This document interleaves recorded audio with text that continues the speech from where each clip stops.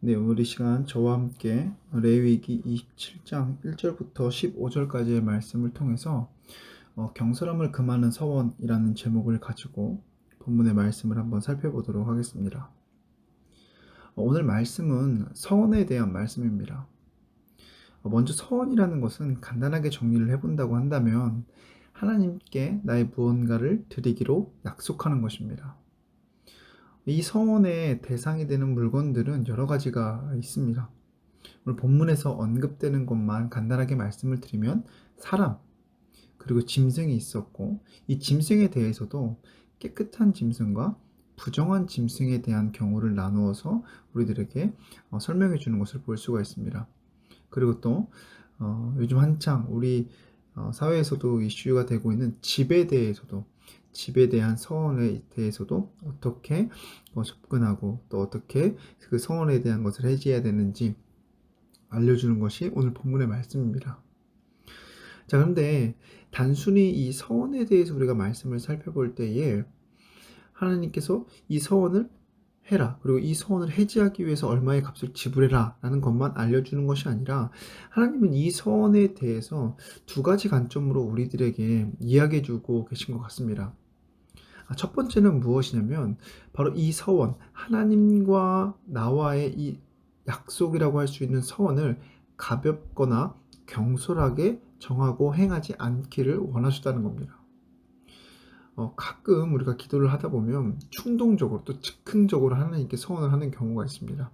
자, 하나님께서는 이러한 경우를 막아 놓으시기 위해 또 이러한 부정적인 요소들을 제거하기 위하여서 오늘 모세에게 제도들을 이렇게 쭉 설명하시는 부분이 있는데, 오늘 우리가 서원에 대해서 기억할 때 첫 번째, 하나님은 우리가 가볍거나 경솔하게 이 서원에 임하지 않기를 원하신다는 것을 여러분들이 기억하셨으면 좋겠습니다.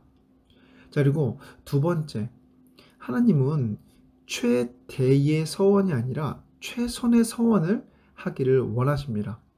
최대의 서원이라는 말은 제가 어떤 의미로 말씀을 드렸냐면 많은 것, 많은 양을 하나님께 드리는 서원을 하나님께서 원하시는 것이 아니라 내가 하나님께 드릴 수 있는 최선의 것, 작지만 또 없는 형편이지만 그 가운데 최선의 것을 드리려고 하는 서원을 하나님께서 원하신다는 것입니다.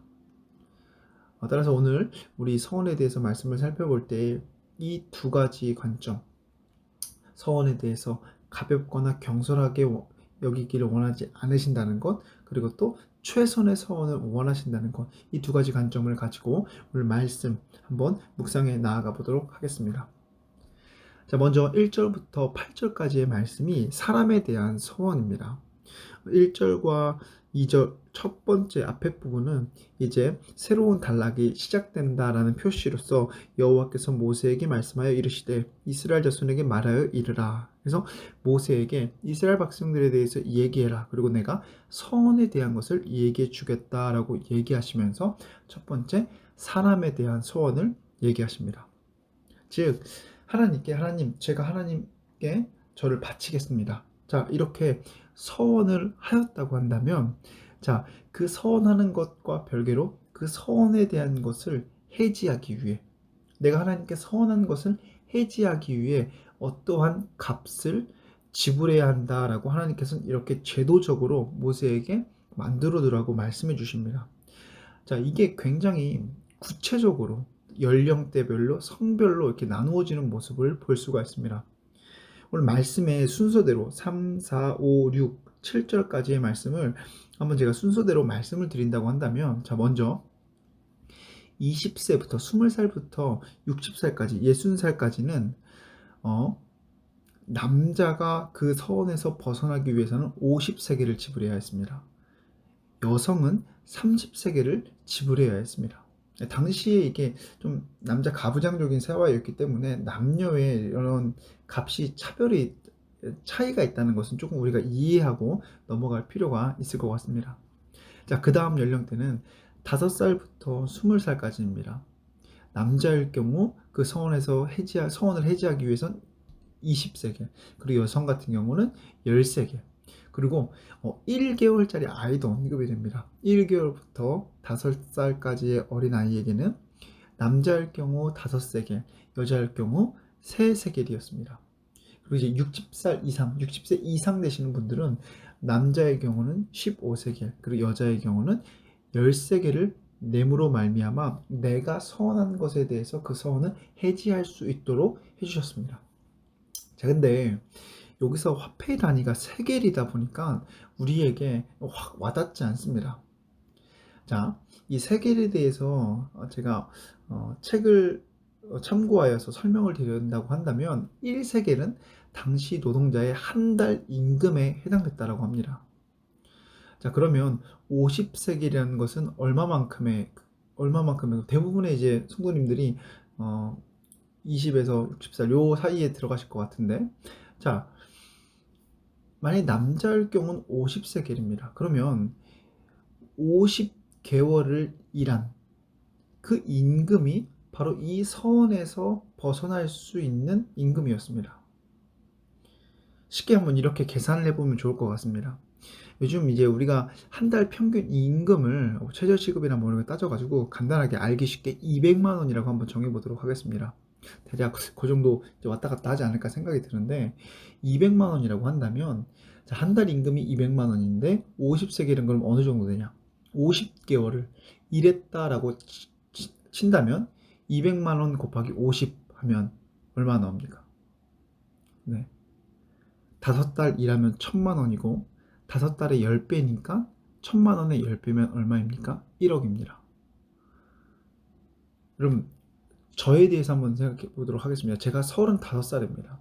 제가 서원을 했고 그 서원에서 벗어나기 위해서는 제가 얼마를 지불해야 된다는 것입니까? 1억이라는 돈을 지불해야 한다는 것입니다. 여러분, 제가 여기서 말하고자 하는 것은 무엇이냐면 이 금액은 결코 작은 금액이 아니라는 겁니다. 자, 여기서 제가 서원에 대해서 생각해 보기 위해서 맨 처음에 언급했던 두 가지 중에 첫 번째, 바로 이 서원에 대해서 하나님은 경솔하거나 가볍게 접근하기를 원하시지 않는다는 걸 기억해야 합니다. 하나님께서는 사람에 대한 서원에 대해서 얘기해 주시면서 그 서원을 해지하기 위한 값을 정해 두셨는데 그 값이 만만치 않습니다. 상당한 금액을 정해 주신 것을 볼 수가 있습니다. 자, 이것은 무엇을 말하냐면 학자들은 이렇게 얘기합니다. 그만큼 이 서원에 대해서 가볍고 경솔하게 접근하지 않기를 하나님이 원하셨다는 것입니다. 자, 그래서 우리가 사람에 대한 서원의 부분에서 첫 번째 우리 기억해야 될 것, 그 서원에서 벗어나기 위한 금액을 상당한 금액을 정해놓으신 것을 통해서 하나님은 우리가 서원에 대한 접근을 가볍거나 경솔하게 하기를 원치 않으신다는 것 기억하시길 바랍니다. 자, 그런데 여기서 이제 8절의 말씀을 보면 조금은 다른 경우가 또 우리들에게 등장을 합니다. 자, 8절 말씀엔 어떤 사람들이 등장하냐면 바로 가난한 사람들입니다. 여러분, 가난한 사람들도 가진 것은 없지만 때로는 서운하고 싶지 않습니까? 자, 그런데 이들에게도 하나님께서는 앞에 결정된 상당한 금액을 그대로 적용하는 것이 아니라 이들의 형편에 맞게, 그 가난한 사람들의 형편에 맞게 서원을 하고 그 값을 지불할 수 있도록 제사장과 협의하에 결정하라라고 얘기하시는 것을 말씀하시는 것을 볼 수가 있습니다. 자, 여러분, 제가 아까 서원에 대해서 첫 번째 얘기할 때 두 번째 부분 뭐에 대해서 얘기했습니까? 최대의 서원이 아니라 어떤 서원입니까? 최선의 서원입니다. 하나님은 가난한 자는 가난한 상황에 따라서 자신이 드릴 수 있는 최선의 것을 서원으로 드리기 원하시고, 그러한 것을 이루어가기 위해 제사장과 협력하여서 서원에 대한 부분을 결정하라라고 얘기하시는 것을 볼 수가 있습니다. 자, 그래서 우리가 서원에 대해서 첫 번째 언급되고 있는 사람, 이 사람에 대한 서원을 쭉 정리해 보면서 우리는 다시 두 가지, 제가 앞에 맨 처음에 기억하고자 했던 두 가지 다시 기억해 보아야 합니다. 하나님은 서원에 대해서 우리가 가볍거나 경솔하게 접근하기를 원치 않으시고, 또 그 서원에 내가 가지고 있는 최대의 서원이 아니라 최선의 서원, 내가 하나님께 지킬 수 있는 최선의 서원을 원하신다는 것을 우리 분명히 기억해야 합니다. 자, 이제 다음 서원의 대상으로 넘어가 보도록 하겠습니다. 9절부터 13절까지의 말씀인데요. 이 9절부터 13절까지의 말씀은 짐승에 대한 서원입니다. 근데 이 짐승에 대한 서원도 두 부분으로 나뉩니다. 9절부터 10절은 깨끗한 짐승에 대해서, 11절부터 13절까지의 말씀은 부정한 짐승에 대해서 언급이 되고 있습니다.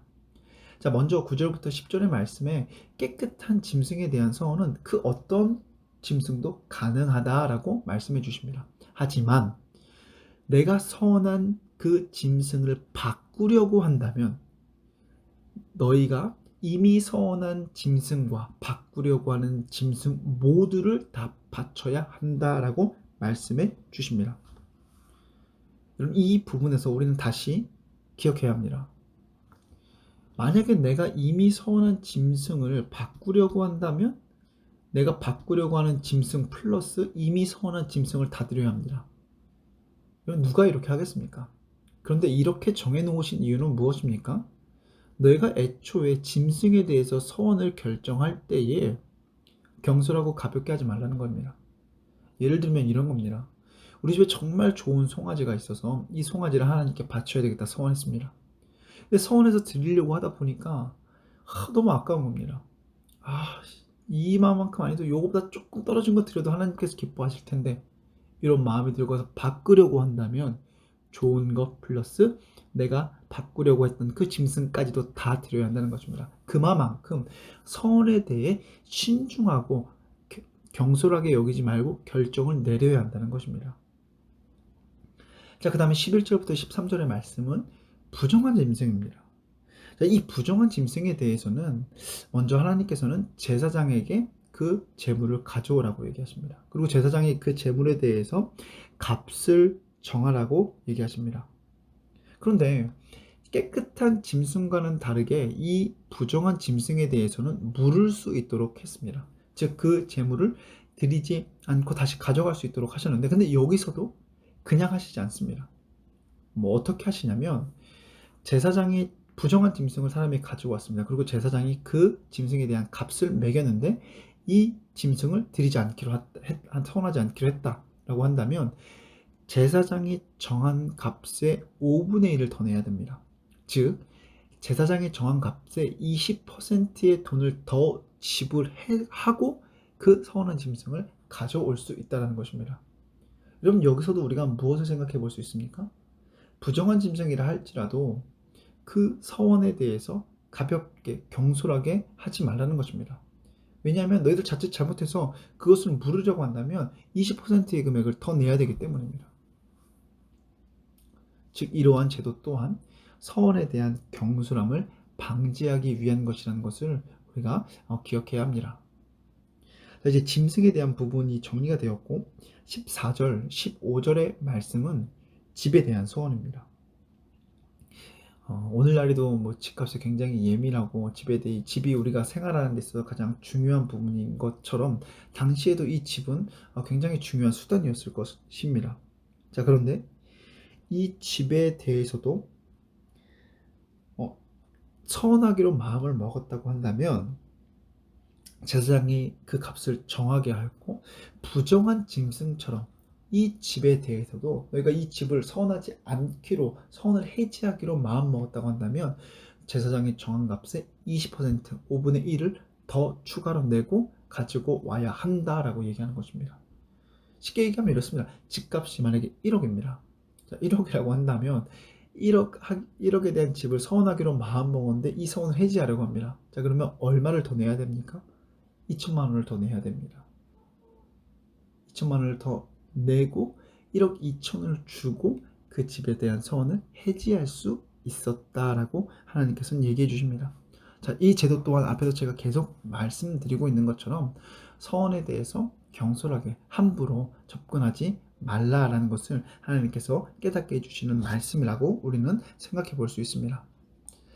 자, 이제 오늘 서원에 대해서 사람과 짐승과 그리고 집에 대해서 어떻게 서원해야 되고 그 서원을 해지하기 위한 어떠한 값을 치러야 되는가에 대해서 살펴보았습니다. 여러분, 하나님께 혹시 어떻게 서원하고 계십니까? 내 마음대로, 때로는 즉흥적으로 하고 계시지 않습니까? 하나님 꼭 이걸 이루어 주시면, 꼭 이렇게 해 주시면 제가 이렇게 하겠습니다. 때로는 이 서원이 내가 지킬 수도 없는 서원을 하는 경우가 있는 것도 같습니다. 지금 내가 원하는 것을 이루기 위한 과도한 그런 마음의 욕심 때문에 내가 지키지도 못할 것을 하나님께 약속하는 그런 모습이 종종 우리의 삶 가운데도 보이게 하는 것 같은데, 오늘 말씀을 통해서 하나님께서는 그러한 서원보다 경솔하고 가볍게 여기는 서원이 아닌 신중하고 하나님께 꼭 지킬 수 있는 서원을 하기 원하신다는 것을 기억하시길 바랍니다. 그리고 하나님은 많은 것을 서원하는 것이 아니라 내가 지킬 수 있는 최선의 것을 하나님 앞에 서원하기 원하십니다. 지금 오늘 말씀을 통하여서 우리가 하나님께 드리고 있는 그 서원에 대해서 다시 한번 생각해 보기 원하고, 그 서원에 대해서 하나님이 원하시는 서원의 모습으로 우리의 서원이 나아갈 수 있기를 주님의 이름으로 간절히 소망합니다. 기도하시겠습니다. 하나님, 오늘 말씀을 통해서 하나님께서 원하셨던 서원의 모습을 살펴보았습니다. 비록 이스라엘 백성들에게 원하셨던 서원의 내용들이었고 또 구체적인 금액들이 언급이 되었지만, 하나님께서 오늘날 우리들에게 원하시는 서원의 모습 또한 이 말씀을 통해 우리가 찾아봅니다. 하나님께서는 우리의 서원이 가볍거나 경솔한 서원이 되지 않기를 원하셨습니다. 하나님, 우리가 하나님께 드리는 기도와 또 서원이 결코 즉흥적으로 가볍거나 경솔하게 생각하고 하나님께 서원하지 않기를 원합니다.